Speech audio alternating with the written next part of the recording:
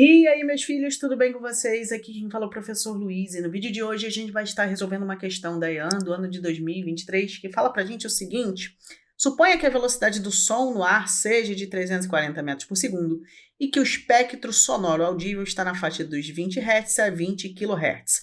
Com base nessas informações, determine a diferença em metros entre os comprimentos de onda da frequência mais baixa pela frequência mais alta do espectro audível e assinale a opção correta. Nessa questão, gente, ele deu para a gente o valor da velocidade da onda, né, que vale 340 metros por segundo, o valor da frequência mais baixa, que vale 20 Hz, e o valor da frequência mais alta, que vale 20 kHz. E aí observa o seguinte: para a gente poder fazer as contas bonitinhas, a gente vai precisar passar de kHz para Hz. E como que a gente faz isso? Para passar de kHz para Hz, você vai multiplicar por 1000. E para passar de Hz para kHz, você teria que fazer a operação oposta, tá bom? E aí, como a gente está querendo passar de kHz para Hz, a gente vai multiplicar por 1000. Portanto, a frequência F2 vai ser 20 do valor que ele forneceu na questão, vezes 1000. Por quê? Porque a gente está passando de kHz para Hz. E assim a gente vai ter 20.000 Hz. Show de bola? E aí, agora o que a gente vai fazer? A gente vai calcular o comprimento de onda mínimo. Por quê? Porque a gente quer calcular depois a diferença desses comprimentos de onda. Então, eu preciso ter o comprimento de onda mínimo, comprimento de onda máximo, e aí a gente faz essa diferença. Para isso, a gente vai usar a equação fundamental da ondulatória, né? O V lambda vezes F, e a gente vai substituir os valores. Como é o comprimento de onda mínimo, eu vou usar o valor da frequência máxima, tá bom? E aí a gente vai ter, a velocidade da onda vai ser justamente o comprimento da onda, e eu vou chamar isso aqui de lambda 2 vezes F2. Por quê, Luiz? Porque F2 é o valor da frequência máxima. Então, aqui a gente vai encontrar o lambda 2, que é o comprimento de onda associado à frequência máxima. Isso é só didática, tá, gente? Vocês poderiam continuar fazendo as contas numa boa. Dessa forma, você vai encontrar que a velocidade, a gente vai substituir 340, o comprimento de onda a gente quer descobrir, e a frequência vai ser 20.000. Vou pegar esse 20.000 que está multiplicando e vou passar ele para o lado esquerdo dividindo. A gente vai ter 340 divididos por 20.000, e isso vai ter que ser igual a lambda 2. Dessa forma, se a gente cortar aqui os zeros, a gente vai ter 34 sobre 2.000, e isso tem que ser igual a lambda 2. Fazendo essa divisão, se você fizer ela bonitinho, você vai encontrar 0,017 metros, tá bom? Mas toma cuidado, esse aqui é um dos valores que você tem que encontrar, você não pode justamente sair substituindo aqui. Dessa forma, a gente já pode, inclusive, excluir a letra A, porque esse aqui é só o valor do comprimento de onda mínimo. Agora, a gente precisa encontrar o comprimento de onda máximo, que vai estar associado à frequência mínima. Para isso, a gente vai fazer a mesma coisa. A gente vai usar V lambda vezes F. Com isso, a gente vai ter que a velocidade vai ser 340. O comprimento de onda eu vou chamar de lambda 1, porque está associado à menor frequência, vezes a frequência 1.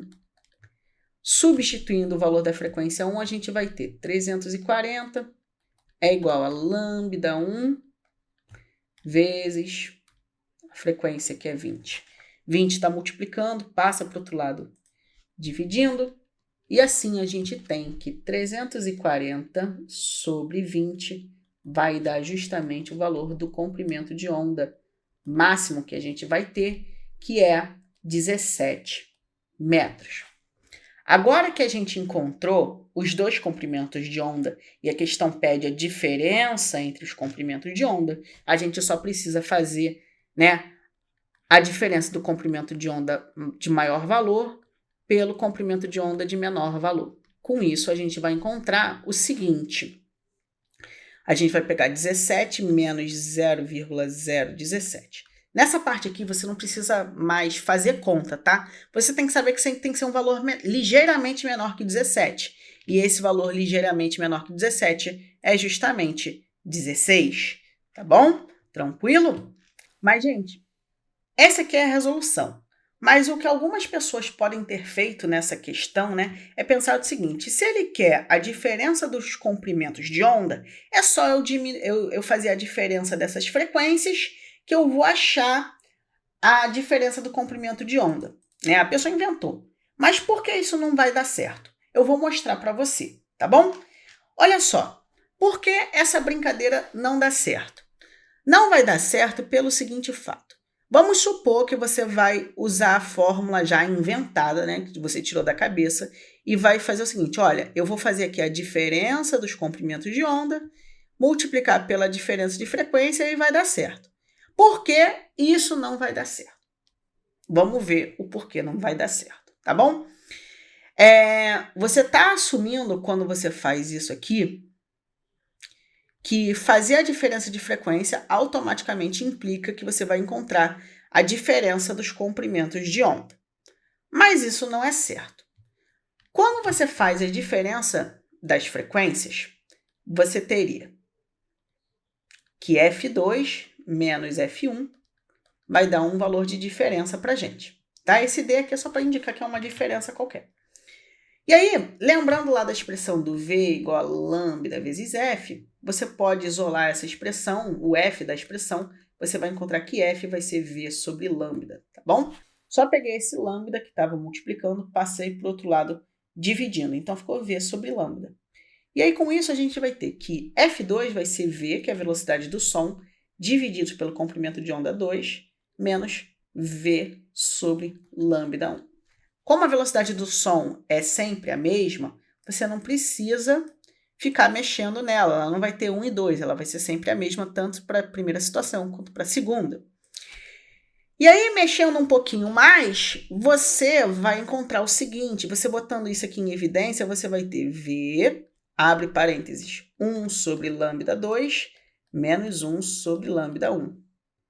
Aqui já é um motivo para eu parar a questão e te mostrar que essa variação de frequência que você calculou vai te dar esse resultado que não é a diferença entre os comprimentos de onda. Mas eu vou continuar para te mostrar exatamente onde está o erro da parada. Mexendo aqui nessa brincadeira, você vai encontrar o seguinte: fazendo essa subtração de frações, como que eu faço subtração de frações se eu não tenho um número? Aí você vai ter que fazer do jeito preguição mesmo, ó. Pega os denominadores, multiplica e depois você vai multiplicar cruzado, assim.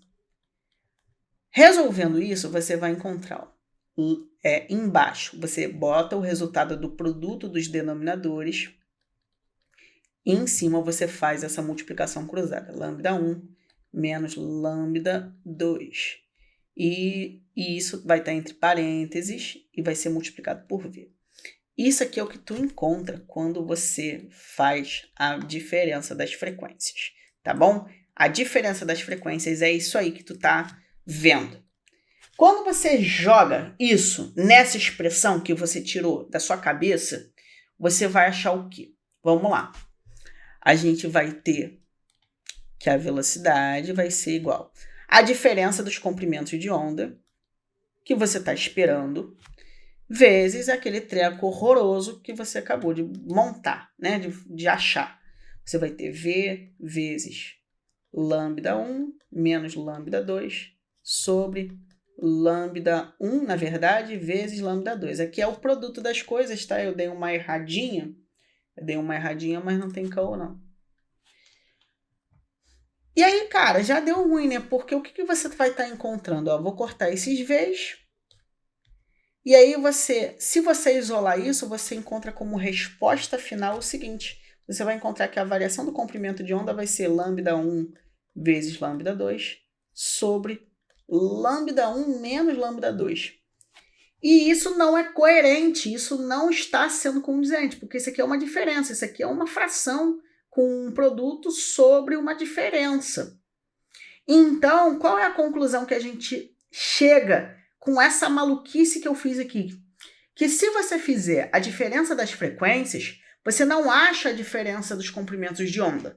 Você vai encontrar justamente um valor numérico que não representa essa diferença. Show? Você vai encontrar uma maluquice qualquer que não vai ser condizente com diminuir os valores do comprimento de onda, que a gente fez aqui de forma mais simples. Então, cuidado para tu não ficar inventando muito na hora de fazer as questões, porque pode dar ruim. Beleza? E é dessa maneira que a gente encerra essa aula e esse vídeo. E eu vou ficando por aqui. Desejo a todos uma ótima semana, bons estudos e até a próxima. Tchau, tchau!